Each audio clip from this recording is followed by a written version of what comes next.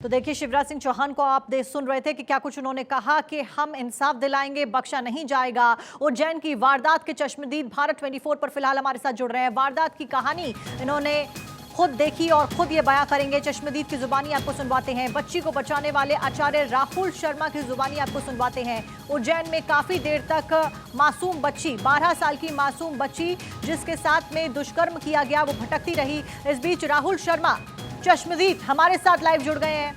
राहुल शर्मा आचार्य जी, आपका बहुत बहुत स्वागत है भारत 24 पर। आप चश्मदीद हैं, आपने क्या कुछ देखा? सबसे पहले तो मैं चाहूंगी आप दर्शकों को बताएं। सोमवार के दिन प्रातःकाल 9:26 पर मैं अपने किसी निजी कार्य से इमरजेंसी मीटिंग में शामिल होने के लिए आश्रम से बाहर जा रहा था। जैसे ही मैं गेट पर पहुंचा, मैंने देखा मेरे आश्रम से पश्चिम की ओर से मेन गेट से 20 फीट की दूरी पर एक बालिका चली आ रही है जिसने नीचे कोई वस्त्र धारण नहीं किया है। देखकर बहुत दुख हुआ। मैंने तुरंत, जिस प्रकार वीडियो में आप लोग देख रहे हैं, ऊपरी वस्त्र धारण कर रखा है, यह वस्त्र मैंने तुरंत उस बालिका को दिया। उसने तुरंत अपना जो अंग वस्त्र विहीन था उस अंग को ढका। फिर उस बालिका से मैंने पूछा कि बेटा, तुम्हारी ये हालत किसने करी है? किन दुष्टों ने तुम्हारे साथ अत्याचार किया है? तुम यहाँ कहाँ से आई हो? कैसे आई हो? कौन तुम्हें छोड़कर गया है? लेकिन वह बालिका इस विषय में मेरी कोई मदद नहीं कर पाई। मैंने उस बालिका को यह भी आश्वस्त किया, क्योंकि वह बहुत डरी हुई सी लग रही थी, बहुत उसे भय लग रहा था। उसे ऐसा लग रहा था मानो मुझे हर प्राणी में उसे बहुत कुछ दिख रहा था, क्योंकि सुनने में आया कई घरों से वह चल करके आई थी। कई लोगों के सामने उसने अपनी मदद के लिए भीख मांगी थी, लेकिन कोई ने उसे मदद नहीं की। तो वह बहुत डरी हुई लग रही थी। मैंने उसे बार बार आश्वस्त किया कि जिस स्थान पर आप खड़ी हो यह बहुत सुरक्षित स्थान है, यहाँ तुम्हारा कोई बाल भी बाका नहीं कर पाएगा। इस प्रकार बालिका को मैं आश्वस्त करता रहा। बालिका को मैंने कई बार पूछा कि बेटी, यदि माता पिता का नाम नंबर जानती हो तो मुझे अपना नाम नंबर बताओ, मोबाइल नंबर बताओ पिताजी का, मैं तुम्हारे पिताजी से तुम्हारी बात करवाता हूँ। लेकिन बालिका उस विषय में मेरी कोई मदद नहीं कर पाई। 2 बार अपनी गाड़ी की डिक्की में से पेन डायरी भी निकाल करके मैंने उसे दिया।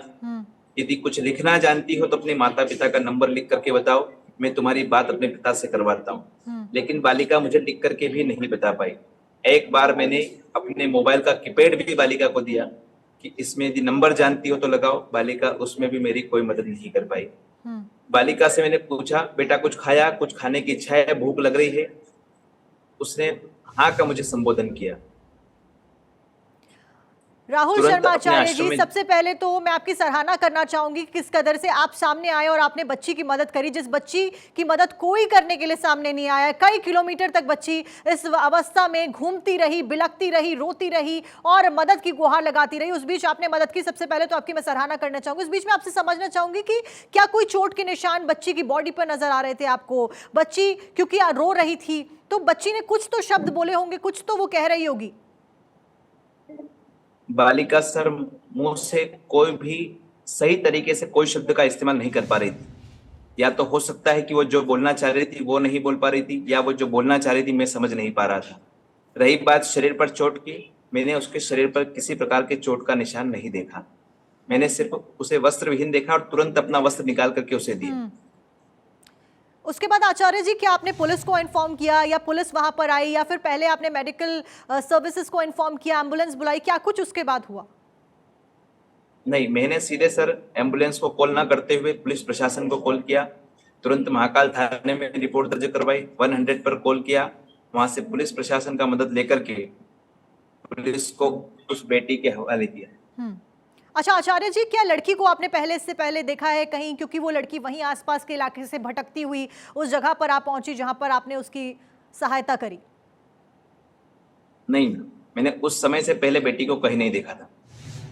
आपके पास क्या अभी कोई जानकारी कि लड़की कैसी है? क्या लड़की के माता पिता के साथ में आपका कोई संपर्क हुआ या किसी ने आपसे आके कोई कांटेक्ट किया जानकारी लेने के लिए? किसी विषय में मेरा कोई संपर्क नहीं हुआ। बस ये है कि न्यूज के माध्यम से सुनने में आया है कि बेटी का उपचार इंदौर में चल रहा है और वह अभी सही सलामत है। सही सलामत है, बट डॉक्टर्स का ये कहना है आचार्य जी कि मानसिक तौर पर बड़ी क्षति लड़की को पहुंची है। वो किसी को भी देख रही है तो वो डर जा रही है बार बार। बहुत ज्यादा नुकसान लड़की को हुआ है। ये सब बातें जो है न्यूज के माध्यम से हमको मिल रही है कि बच्ची का उपचार चल रहा है। उसे जो है कि उपचार के माध्यम से क्योंकि भगवान महाकाल की ही कृपा रही कि उसका गेट के सामने आना हुआ और मेरा बाहर जाना हुआ। यदि 2 मिनट का समय भी हम लोग चूक जाते तो हो सकता था कि बच्ची आश्रम की बाउंड्री से बाहर हो सकती थी। अच्छा आचार्य जी, यह लड़की क्योंकि भगवान पैदल महाकाल चल की के साक्षात आ कृपा रही है। थी आपकी तरफ, पैदल चलकर लड़की आ रही थी, आपने कहा कि वो नग्न अवस्था में थी, आपने उसको कपड़े दान दिए। उस बीच में लड़की क्या कर रही थी? लड़की क्या रो रही थी? क्या लड़की चल रही थी या क्या कुछ गुहार लगा रही थी लड़की? हालांकि आपने कहा कि आप उसकी बात नहीं समझ पाए, लेकिन कुछ चीख रही थी लड़की, रो रही थी, क्या कर रही थी? लड़की ना तो रो रही थी ना चीख रही थी। बालिका सिर्फ कहीं एक पुरिया शब्द का नाम उच्चारण कर रही थी, बोले मुझे वहां जाना है। मैंने उससे बार बार पूछा अपने गांव का नाम सही से लिख करके बताओ। ऐसे वह एक पुरिया शब्द का ही उच्चारण कर रही थी। न तो वो रो रही थी, न वो बेहोश थी और न सही से कोई शब्द का इस्तेमाल कर पा रही थी। तो अगर हम इसको समझना चाहें तो एक शॉकिंग व्यवस्था में लड़की पहुंच गई थी और यही डॉक्टर्स भी अभी कह रहे हैं। हालांकि स्थिति फिलहाल खतरे से बाहर बताई जा रही है। आचार्य जी, आप बने रहिए हमारे साथ